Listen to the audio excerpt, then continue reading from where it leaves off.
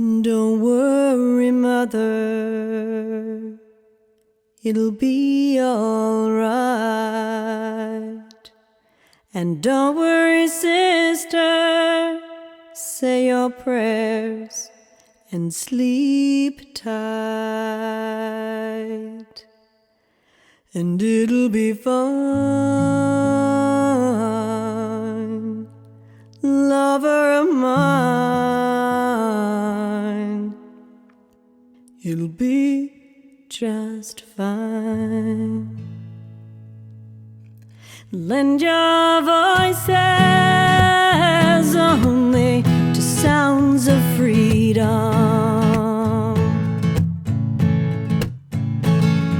No longer lend your strength to that which you wish to be free from.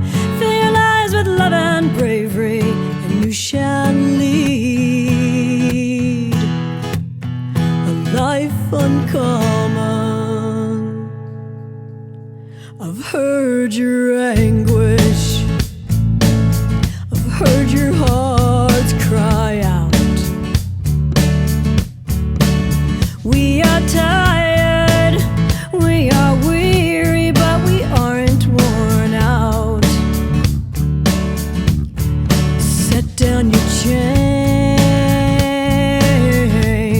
till only faith remains. Set down your chains and lend your voices only to sounds of freedom. No longer lend your strength to that which you wish to be free from. Fill your lives with love and bravery, and you shall lead life uncommon. There are plenty of people who pray for peace, but if praying were enough, it would have come to be. Let your words enslave no one, and the heavens will hush themselves to hear our voices ring out clear with sounds of freedom, with sounds of freedom. Come on, you unbelievers, move out of the way. There is a new army coming, and we are armed with faith to live. We must give to live, and lend our voices only to sounds of freedom. No longer lend our strength to that which we wish to be free from. Fill our lives with love and bravery, and we shall lead. And lend our voices only to sounds of freedom.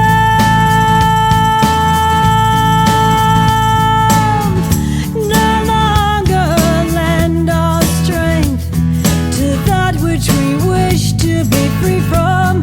Fill our lives with love and bravery, we shall lead a life uncommon.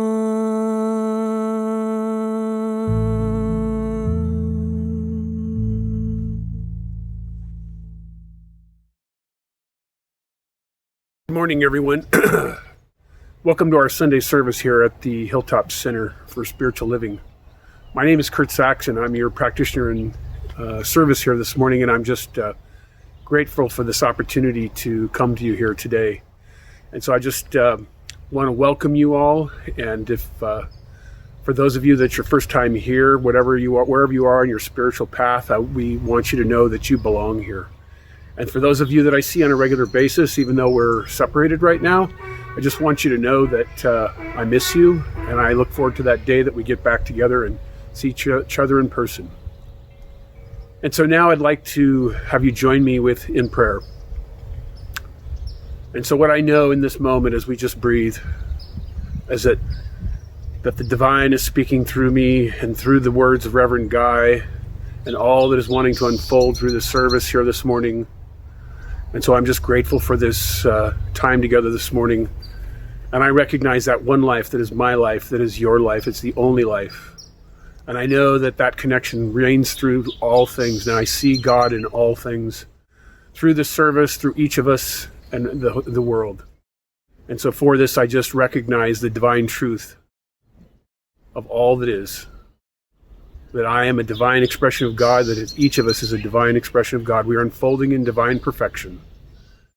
And for knowing this truth, I'm just truly grateful. And I just recognize in this moment that we are divinely blessed, and that all that is before us will pass, and that we will do so together. And so for this, I give thanks, and I release these words into that infinite mind of God, knowing that all is well, all is good, knowing that life is for me, life is for us. And together we say, and so it is. So our reading this morning comes from Mary O'Malley from What's in the Way is the Way. She writes, "There is only one of us here, and we are all in this together.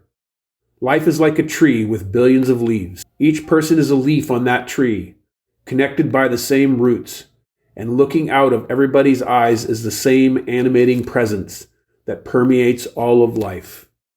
And so it is." And so now I'd like to lead you in a guided meditation.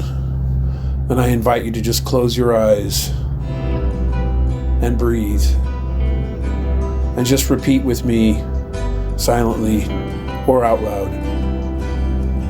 Breathing deeply on the in-breath, as is, and on the out-breath, I am. As is, I am. As is, I am. As is, I am. So now I invite you to just contemplate a quote from Albert Einstein that's attributed to Albert Einstein. And he said that there are only two ways to live your life.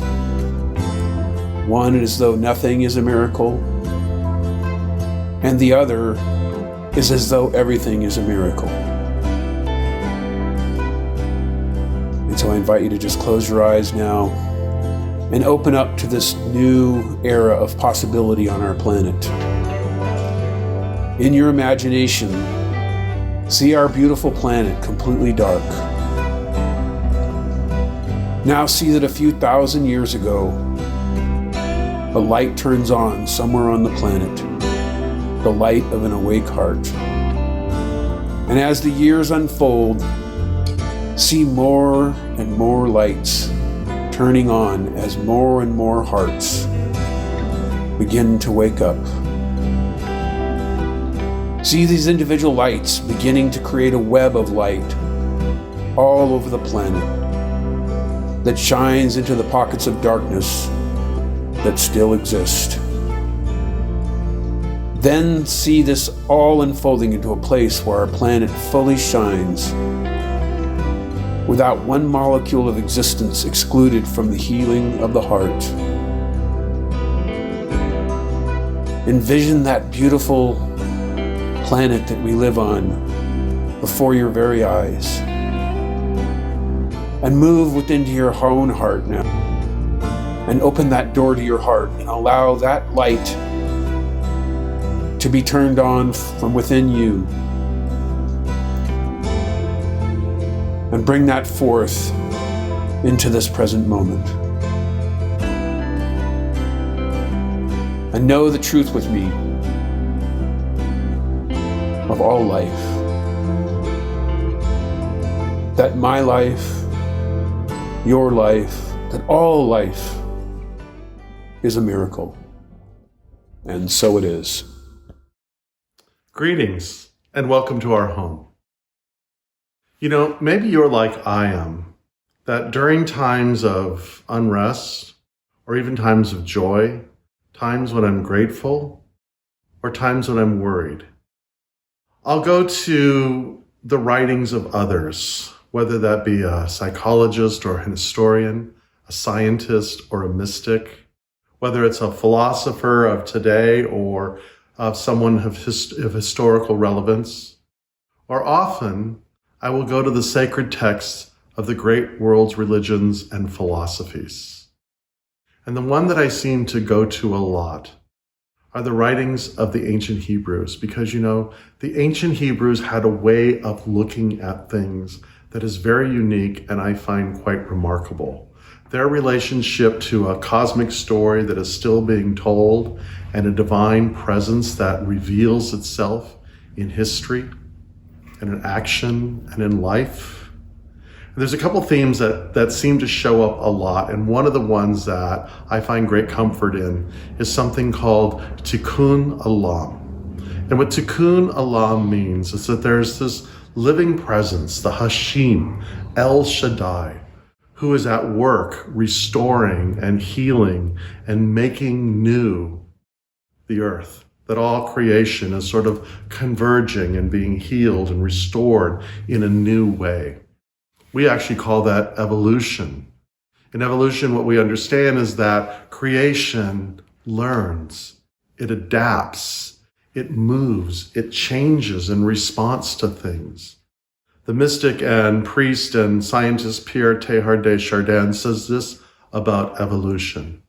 He says that there is a volition in evolution, that a cosmic story is unfolding, and as it does, as we evolve, there's a greater sense of consciousness, of awareness, a greater sense of complexity, moving from a single cell being to an amoeba, to plants and animals and species and whales and birds and flies and even us, and a convergence, so that creation is becoming more aware, it is becoming more complex and converging, meaning that it is all moving to this sense of oneness.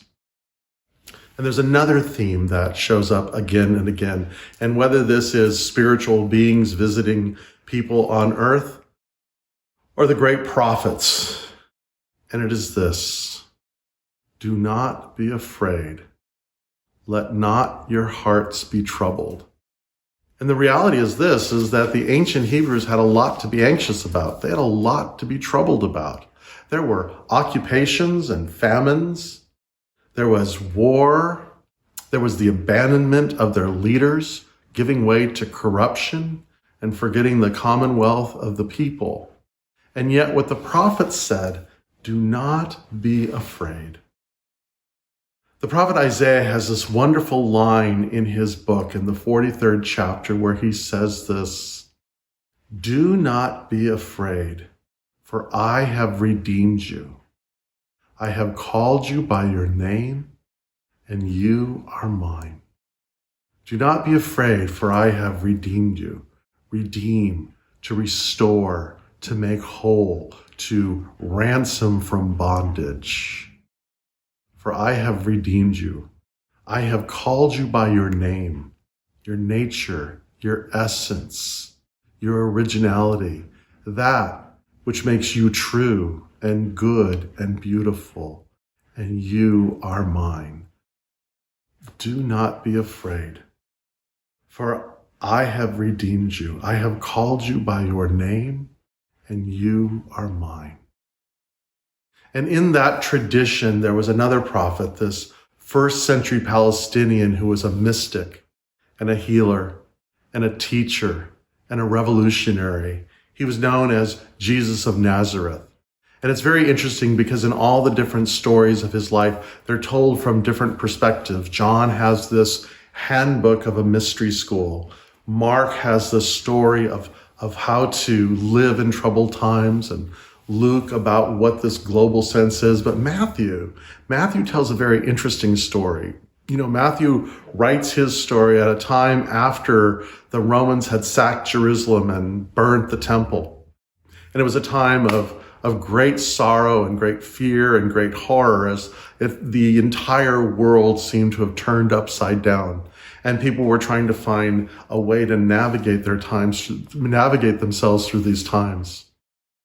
And Matthew sort of portrays Jesus as a new Moses. For just as Moses had in the Torah, had ascended Mount Sinai, and there he received instructions on how a people who had suffered amnesia, who had lived in bondage, were now free.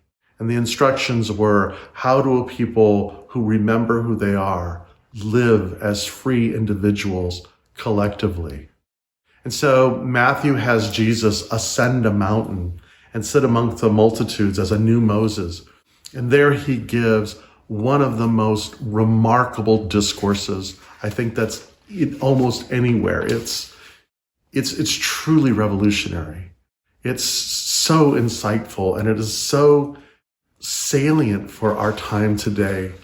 Brian McLaren, in his book, We Make the Path by Walking, tells this very interesting part of one of the parts of the discourse where he talks about how Jesus is talking about a condition or a problem or a limitation of how to live freely and how to live with each other. And there's this very interesting thing that he says, and he says this, he says, do not let your hearts be troubled. And for Matthew, the story of Jesus is one of the core conditions, one of the things that keeps us from being fully human. One of the strongest issues is anxiety. Because when we are anxious, we contract. When we are anxious, we shut down. When we are anxious, we defend ourselves against love. When we are anxious, we are never fully alive because we're so anxious about living, we fail to truly enjoy living. And you can almost hear a chuckle in Jesus as he says, what person by worrying has added even one day to their life?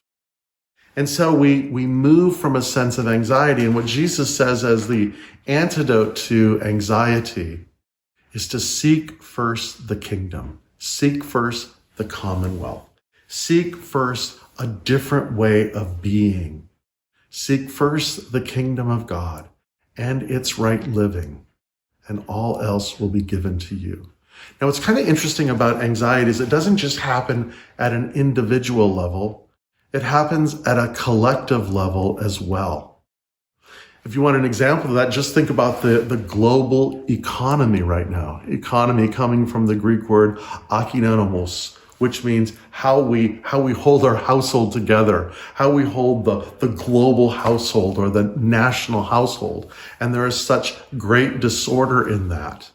And what Jesus says in this is that the new way is to move from a system of anxiety to a system of the commonwealth of the divine, a system that's based on forgiveness and compassion and generosity, a system that is based on love.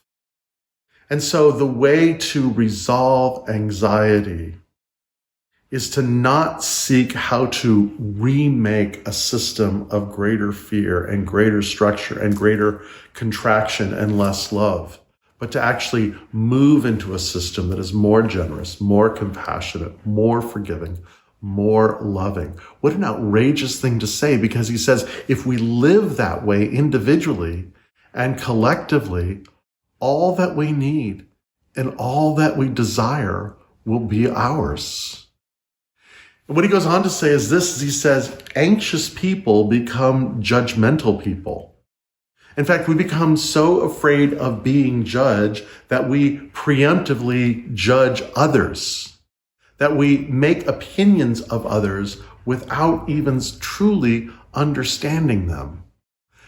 When I was a kid, I was a big I'm still a big sci-fi fan, but I was a big sci-fi fan then. And I used to read Rod Serling's books and watch his television show, the Twilight Zone. And I remember so clearly one episode. It was called When the Aliens Came to Maple Street.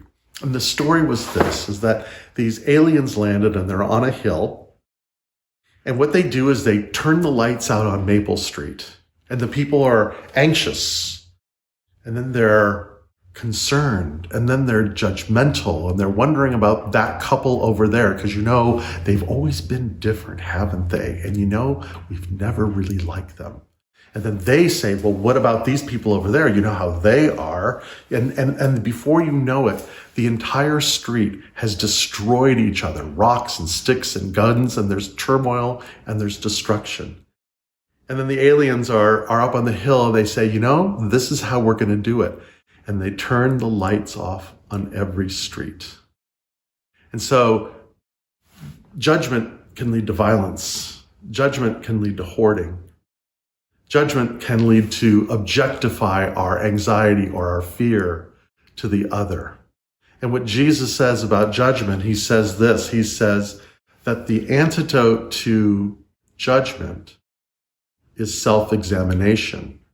So just as the antidote to anxiety is to seek a new way, a way based on love and expansion, so the antidote to judgment is, as he says, before you start wanting to pull the splinter out of your neighbor's eye, why don't you pay attention to the plank that's in your own eye? Emma Curtis Hopkins calls these our prejudicial thoughts. We have an idea of good, but what keeps us from good is a story that we may not even be conscious of our limitations, of our fears. These are our judgments. These are our prejudices. And so what Jesus is offering is a new way. But here's the kicker. Behind the anxiety, behind the judgment is this, is that we really and truly don't believe that we are loved by a God who unabashedly and unrelentlessly loves us. And Jesus gives this example. He says, think of a child. He says, what child would go to their parent and ask for bread or fish or something to eat, and the parent would hand them a rock or a snake? Think about that. And if that is true for a parent, how much more for a divine?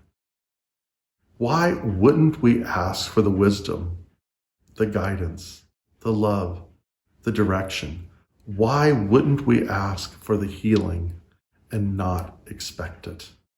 Thomas Trord, one of the founders of New Thought, said this about Jesus. He says he was one of the greatest teachers that ever was because he taught us not to see God as a stern judge, but to see this divine presence as a loving presence, a loving parent who desires only our good. And so in these times, let us reflect on this. Brian McLaren in his book says this. He says, try telling yourself this. And try telling yourself this. My own anxiety is more dangerous to me than whatever I am anxious about. My own anxiety is more dangerous to me than whatever I'm anxious about. My own habit of condemning is more dangerous to me than what I condemn in others. My own habit of condemning is more dangerous to me than what I condemn in others. My misery is unnecessary because I am truly, truly, truly loved.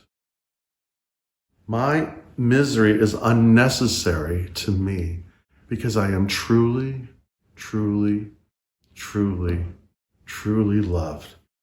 And from that wisdom, from that perspective, we can expand in an unworried, unhurried, and unpressured aliveness. We can flow again. We can expand again. We can love again. So let us pray. Let us breathe into this moment and recognize that there is an unrelenting love in the universe.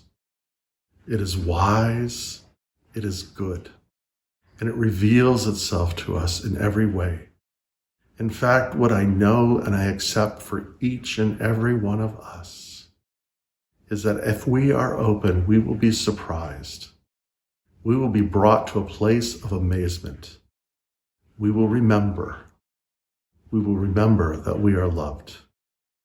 And when we are loved, we will know that we are free. Fear not, for I have redeemed you. I have called you by your name, and you are mine. May peace be upon you and your household. I love you. Namaste. Thank you again for being part of our Sunday experience. I hope you enjoyed it, and I hope you'll share it with friends and family. Let them know we are now a virtual spiritual community. It's been a very interesting transition as we moved from brick and mortar to spiritual, and we are looking forward to the day when we are both, where we will gather together in our sanctuary, in our center to celebrate with each other. But we're reaching a lot of people right now, and we're going to continue this and continue to work and improve the experience. So thank you for that. I'd like to invite you to visit our website and to our YouTube channel. There you're going to find guided meditations. There's music videos. Soon there will be poetry, and I'm working on some classes, and all that is available to you. And again, get the word out. Like us on Facebook too. And finally, I want to thank you for your continued and generous support. When we closed our center last week, we lost a significant part of our income. And so many of you have stepped forward. Some of you have given a lot, and some of you have given what's appropriate to give. And we're growing, and we're moving, and we're expanding. We're all in this together. There are ways that you can give. There's Donor Box, which is on our website and on our newsletter. You can use PayPal, or you can write your checks and mail them to the Hilltop Center. All that information is available to you on our website and on our newsletter. And if you haven't signed up for our newsletter, that's probably our most important vehicle of communication. Please go to our website and do so. Once again, I am so grateful that we are together. I am so grateful that we are experiencing these amazing paradigm shifts together. And so may that divine blessing, that infinite intelligence, that wisdom that guides us, that strength that supports us, and that beauty that adorns and surprises and amazes us be with you and be with those whom you love and whom you receive love from. Many, many, many blessings. I love you. Namaste.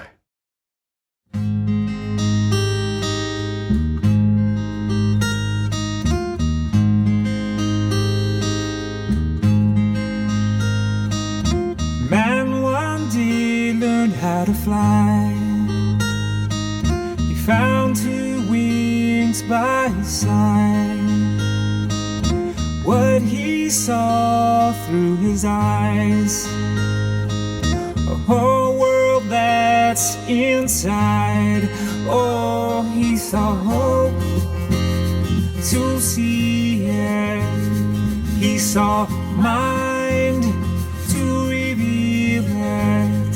He saw love and feels it all the time.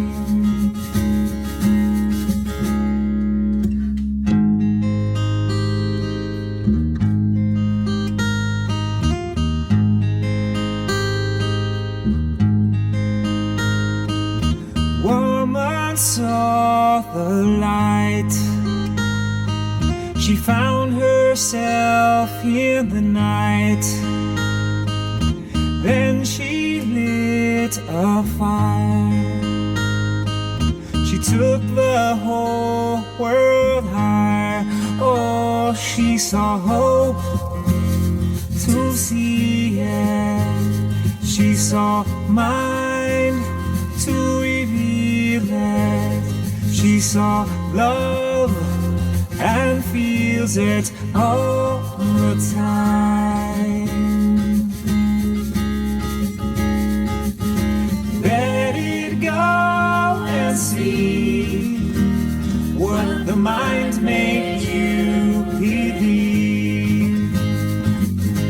What's revealed to me,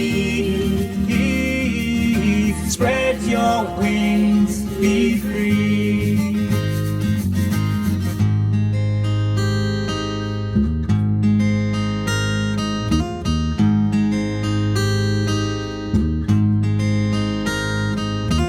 Then one day learned how to fly. Woman saw the light, what they saw through their eyes. A whole world that's inside. Oh, they saw hope to see it. They saw mind to reveal it. They saw love and feel it all the time.